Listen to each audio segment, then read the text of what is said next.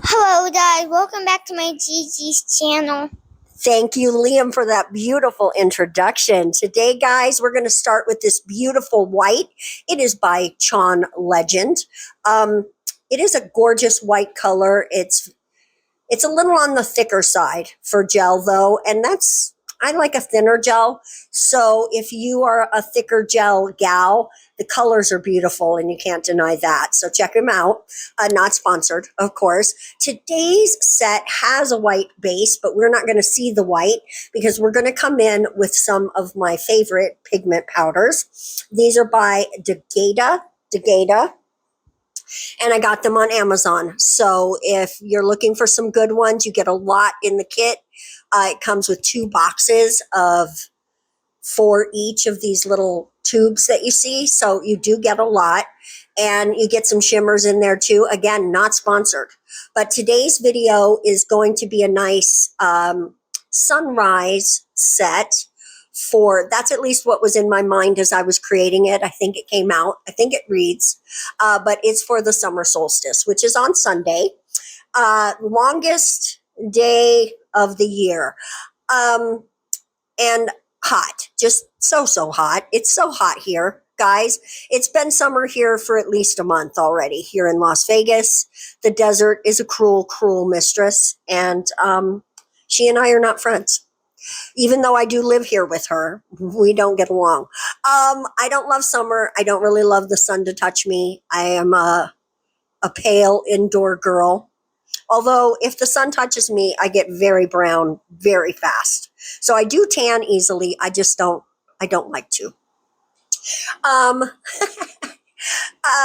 The one good thing that I'll say about the summer solstice is it's a great and magical time, and I will be taking advantage of that.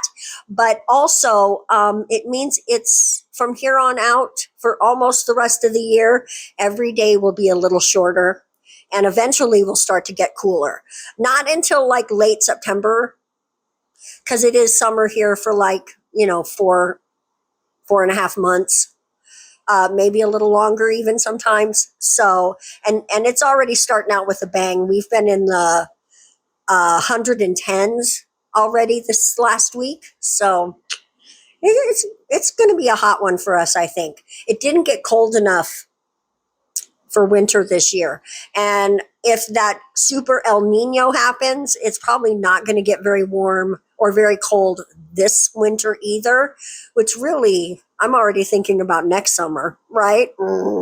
So all I'm doing here is just sorry, I shouldn't have been yakking, with the inhibition layer. You don't want to disperse that. You don't get rid of it.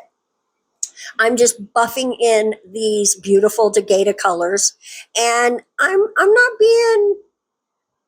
being neat about it, right? I want it to be a little shaggy, a little rough around the edges. When you're looking at the sunrise in the morning, it's not, a perfect band of colors, right? Which we do have bands of colors here, but I am being a little, wherever it goes is where it goes kind of with it. I'm not trying to have any rhyme or reason per se. I just want to let the color speak. Now, here's something I learned from Vocino that I want to point out real quick. You can see that I am breaking up the pigment on the paper towel. If you don't do that, the look it's not right.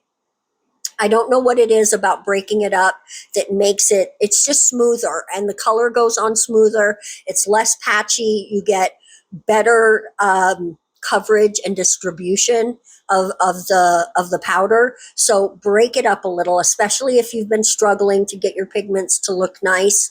Just break it. The first time I saw Vocino do it, I'm like, wait a minute, what is he doing that for? And so, of course, I went straight to the nail table and I played. Now, that one I got a little raggedy with, that last one. It got really purple, and I almost wish I had done it a little more on everything else. But again, I'm not trying to be uniform with it. We're creating a very bright, very neon morning sky on these nails. And can you see how much I've used of that blue? It's almost gone. I've had these powders for years though. So if you're wondering, will you get your money's worth from if you buy them? You absolutely will. I haven't looked them up in a while, so I'm hoping they're still on Amazon. Before I load up this video on, or maybe while it's uploading, I will look and we will see. What I'm doing now is letting the ball form on the end of the brush. And that is because you can see I'm not putting a lot of pressure. You don't want to put your base coat, and that's what this is, base coat, down with a very splayed brush. You don't want to let those bristles touch it even, really. You're just sort of floating the gel across the surface. We don't want drag marks. And if you are aggressive with your gel, you're going to get drag marks. And even doing it this way, it's not perfect. Maybe you pick up a little pigment in the brush and you transfer it to the bottle. So just be really, really careful. And then to make sure that that thick gel that you put on is rounded, you want to hold it upside down and let gravity do that. Okay, and you can see I screwed up a little with my base coat, but there's a fix for that, and I will show you that at the end. So we're going to do some isolated chrome stamping. So I cleaned the nails off first with acetone and followed it with alcohol because we do not want this to stick. And that's my method. It works every time. So if you're struggling with that, acetone first, alcohol second. Now what I did was spread the actual chrome powder on the stamping head. Then pick up the image, and the only thing that will release is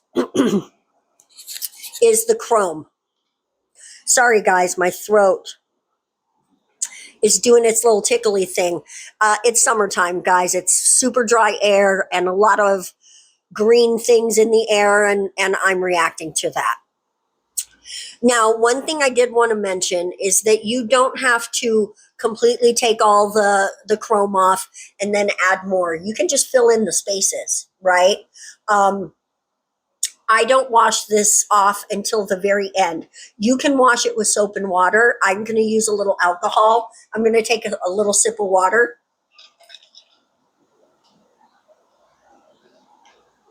Excuse me. I just needed to moisten my voice a little. So maybe my throat will stop being crazy. I liked this particular image because it's the sun with the crescent moon inside, and we are in a crescent moon phase right now, so getting bigger and bigger until we get to the full moon. And so I just thought that really suited the time of the solstice and the moon phase all in one. Now this is actually my very, very favorite of all the stamps that we use today.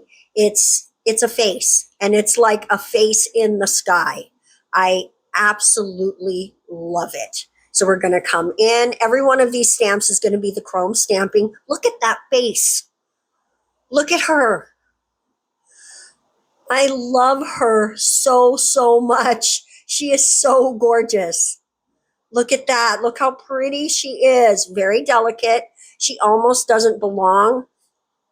But because she's gold on that beautiful background, I think it's perfect. Oh, she perfectly pops. So now we're going to come in, and I'm just going to show you real quick how we're going to fix my mistake. I've got some base coat here. Sorry for the fuzzy cam. I have my camera a little closer than I normally do. And I haven't quite figured it all out yet because it tends to get a tiny bit fuzzy, but that happens. That can happen anytime. So all I did was just barely touch those little areas where it was white. And then while I'm curing it, let's go ahead and just put down a beautiful flower. This flower to me looks like a poppy. And poppies are so summer, right? Now there is a moon in the image, and we don't want that. So I'm going to pop that out. And then we're going to lay her down. And this kind of stamping is no different than any other kind of stamping. You're just adding one step by putting the chrome down, but everything else is the same. Once you're ready to go, you need to have everything ready. You need to be ready to scrape and pick up and lay down pretty quickly. You've only got a few seconds in between each of those steps to get everything done. So just make sure you're 100% ready before you actually start the process. Those are the words I'm looking for. Okay, so as you can see, all I did was come in with a little bit of that blue and touch the areas where I put the base coat, and it fixed our problem perfectly. Now a little top coat and it'll be done. This is how I'm cleaning it off. I'm just taking a little alcohol on my pad, clean it off, dry it very, very carefully, and then I just clean any residue that might be off on it with the tape. And the tape actually helps with the stickiness. So if you're not using tape, get some good painter's tape. I know most people like to use those lint rollers, but those are way more expensive than buying really good painter's tape. Painter's tape is made to not leave a residue. Think about it. Anyway, this is our finished set, guys. Let me know what you think about these in the comment section. Would you wear this set?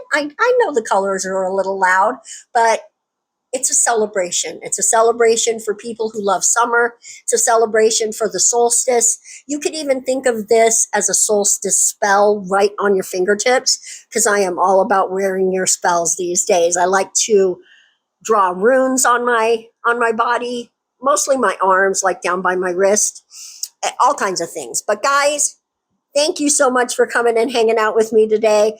I hope you liked today's video. Let me know what you think in the comment section below. Don't forget to subscribe, and we will see you in the next one. Mwah! Bye-bye.